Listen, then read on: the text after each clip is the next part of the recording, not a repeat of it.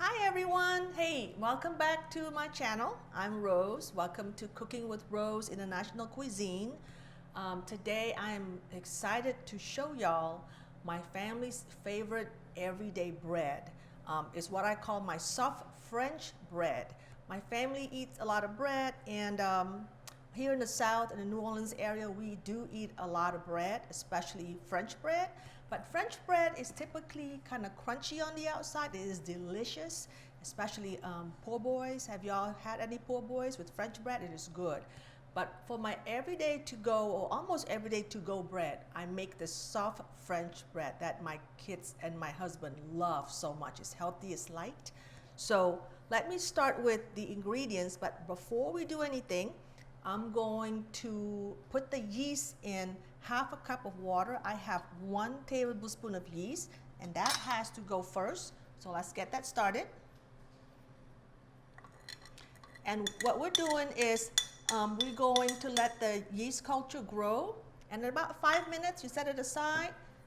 It will start foaming, and that's what you want. You can stir a little bit. And then if you want to give the yeast a little boost, put a little bit of sugar in it. I have 2 teaspoons of sugar, and I'm just going to put about ½ teaspoon in it and set it aside. Now, with the other ingredients, what do we need to make bread? It's actually very simple. For this recipe, first of all, I use 3½ cups of all-purpose flour, just white flour.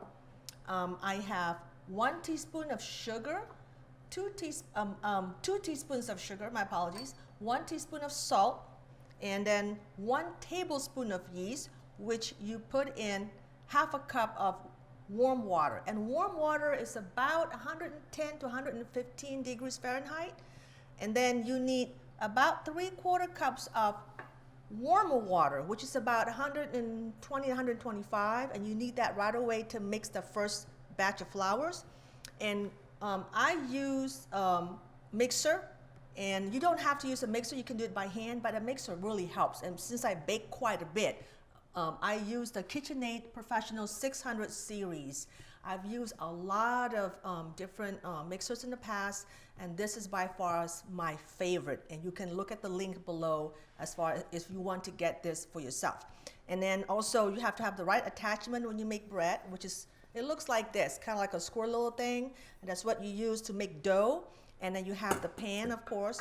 And then for making this bread, you don't really need any loaves baking pan to make loaves, y'all. You can have just a flat baking sheet, or I use typically a glass pan. It's like about 2-3 inches deep, and put some parchment paper on it, a baking buddy, okay, or any surface you have as long as it's clean, and a rolling pin, and also about 2 tablespoons of oil, and that's basically it. So let's get started. While the yeast is foaming, as you can see, it's already started. I'm going to pour in 3/4 cups of warm water, warmer than the one we put the yeast in, and then put in first the first ½ a cup of this 3½ cups into the bowl. And then you can use a spoon or a spatula and just start mixing it in, like so, if y'all can see this, okay?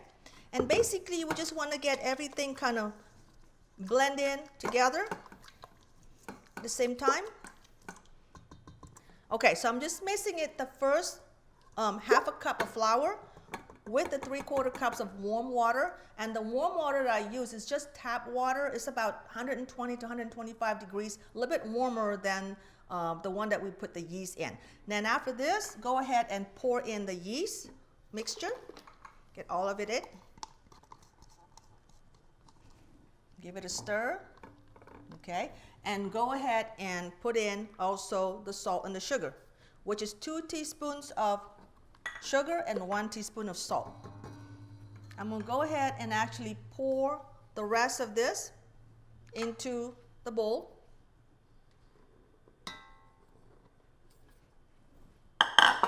And add basically just 2 tablespoons of oil. And I'm using virgin oil, and I use the Star Organic virgin oil. You can get any virgin oil you like, but this is what I like to use. There's 2 tablespoons in. 1 and 2. Then after this, I'm going to plug it in to my machine. And if you've never used a mixer before, you put the mixer in first, like so, then push it down. This is the version that you can crank up or down like that, and then hook up the attachment, bring it up, and then I'm going to mix this up for about 4 to 5 minutes, maybe even less. And just real quick, y'all, you want to start slow, typically about number 2.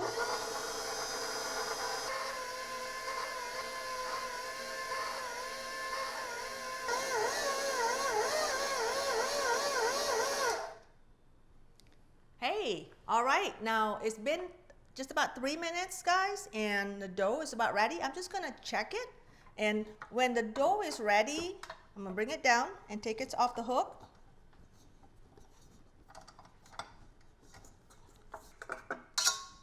Okay, the dough is done. It's been about 3 minutes or so, and this is how you want the dough to be. It's soft, and it doesn't have to be perfect, but as long as it's all well blended, that's all you need to do. Now, what I like to do typically with my dough, before I actually start the proofing process, I put it back in a bowl or another bowl. In this case, you can just put it back in the same bowl. I'm gonna take the hook out, put it back in here, and cover it with a clean kitchen cloth. I have lots of these that I use for making bread, and let it sit for about 10 minutes. I'm gonna time it.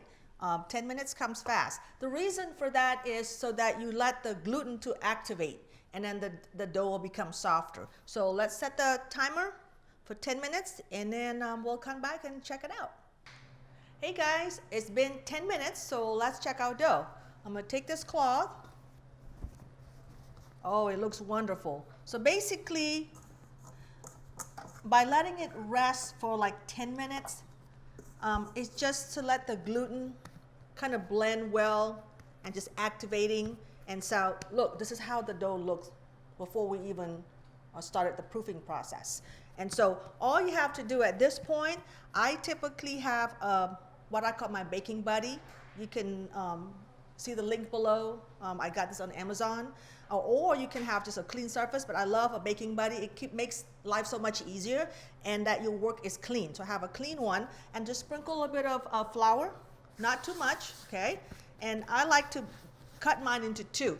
You can use a tool like this, which is actually just a dough cutter, and just cut it about half, like so, and then take one half with the rolling pin. Just roll it out, and at this point, make sure you have your baking dish, which I use a glass one, and then have parchment paper. I love parchment paper. I bake a lot, y'all, and that is a must. So use parchment paper because it helps prevent, your food from burning. So parchment paper is a very, very good product that I use just about daily. So roll this out any size you want. I'm just gonna make it into like a log. It doesn't have to be any specific thickness. And I'm gonna make 2 loaves. It doesn't have to be even on each side. It's okay. If you're new in baking bread, do a lot of trials and error, but don't be afraid. See, I have a just like so. I'm not even going to pinch the ends. That's okay. If one side is thinner, one side is thicker, hey, that's fine. It makes it look even better. So place it on in your baking dish, and then take the other one. If you think you need a little bit more flour, just put a little bit. The dough is so soft, and I know this is going to turn out great. Now, if you don't have a rolling pin, what you do, just make the log with your hand. It's no big deal, really. Here in New Orleans, if something is not perfect, we call it character. so that's okay. See, my log is going to be longer than this one. It's all right. When it gets in that oven, it's all going to look good, and my kids are going to eat them. Now, to make them look prettier, I'm going to just gently use a serrated knife or a steak knife, and then just in a slanted fashion, cut a couple of 3 lines, and gently just go 1, 2, 3, and on the other one, there you go. That's all you have to do. Now, here's a tip I'm going to teach y'all. If you don't have like a deep baking dish like this, which is about 2 inches or so, you can use a regular baking pan. I don't use the loaf to make a bread because I like the French bread typically it's not cooked in those type of appliance or utensil. Just make sure you sprinkle flour on top, because you're going to cover this dough with a clean towel. And then when you cover it loosely. So when the dough rises, y'all, it will not stick to that towel. And I don't wet my towel or anything. I know some people do. But as long as you have a clean towel, just gently cover it. Then you can put it either in a warm spot like your stove, which behind me I have a 6-burner stove. Or what I do typically when I bake is just about a few minutes ago, I turn on my oven to about 100 and 110 degrees. That's it. And then I turn it off completely.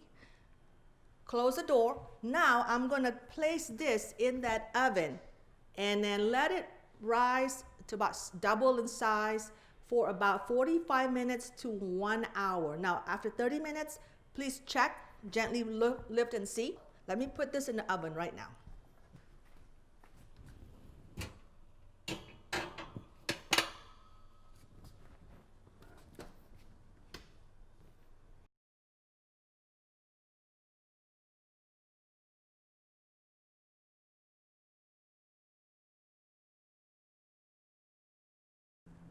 So it's been an hour. Let's see how our dough looks. Wow, look at that.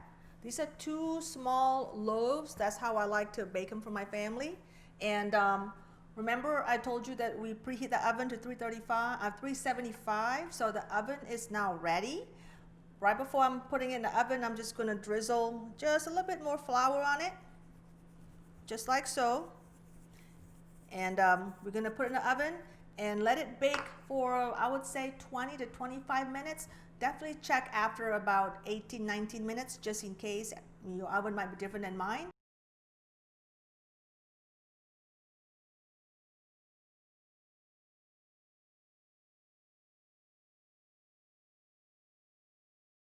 Look at this, guys. Awesome. It's been 25 minutes.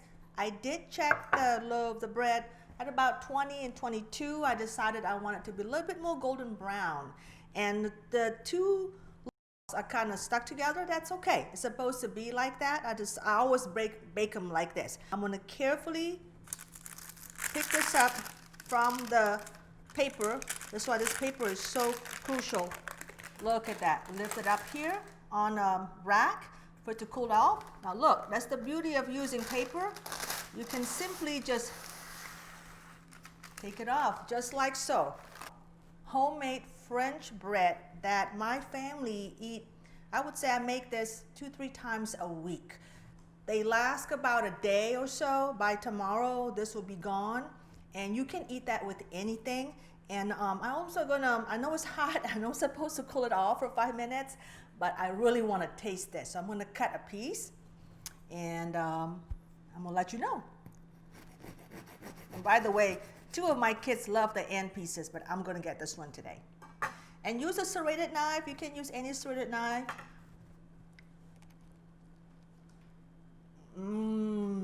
That is so good. If you are new in making bread, take your time. I knew I did the same thing decades ago. Every kitchen is different, everybody is different depending on where you live, the humidity, the temperature of your house, of your kitchen. But making bread is it's a learning experience, but it's very rewarding. I know what I put in here, I know what I put in my body, and there's no preservatives, and it's delicious at the same time. Enjoy. Till next time. Peace, love, and see you soon.